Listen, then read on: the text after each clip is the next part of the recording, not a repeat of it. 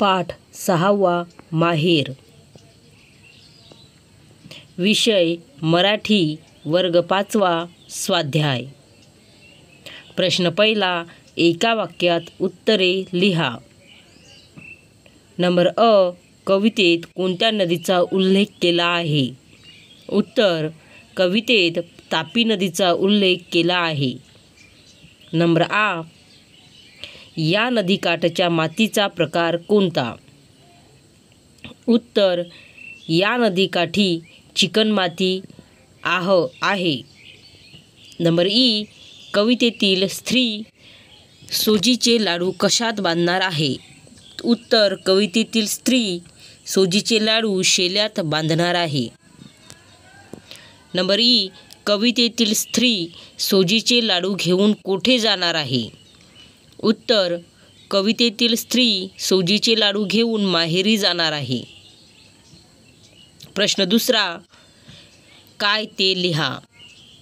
Number अ, ओठा बांधण्यासाठी उपयुक्त माती. उत्तर, चिकणमाती. नंबर आ, लाडू बांधण्यासाठी उपयुक्त पीठ. उत्तर, सोजी. नंबर ई, बहिणीसाठी भाऊ आणणार असलेले वाहन. उत्तर, रथ. प्रश्न तिसरा, चिकणमाती बघून कवितेतील माहेरवाशिनींना एकातून एक कल्पना सुचत गेल्या. त्या कल्पना तुमच्या शब्दात क्रमाने सांगा.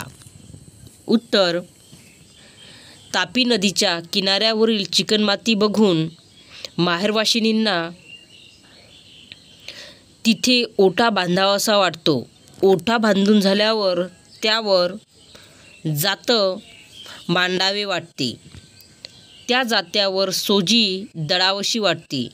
या पिठाचे लाडू तयार करून ते शेल्यात बांधावेसे वाटते. हा शेला घेऊन भाऊराया भेटेल, तो दारात रथ आणेल. त्या रथाला नंदी जुंपलेला असेल व हा रथ आपल्याला माहेरी घेऊन जाईल. माहेरी आपल्याला दंगामस्ती करायला मिळेल असे माहेरवाशिनींना वाटते.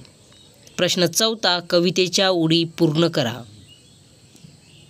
नंबर 1, असा ओटा दळू ग बाई.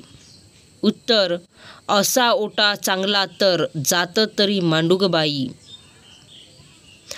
असं जातं चांगलं तर सोजी तरी दळू ग बाई. नंबर 2, असा रथ जाऊ ग बाई. उत्तर, असा रथ चांगला तर नंदी तरी जुंपीन ग बाई. असा नंदी चांगला तर माहेरला जाऊ ग बाई.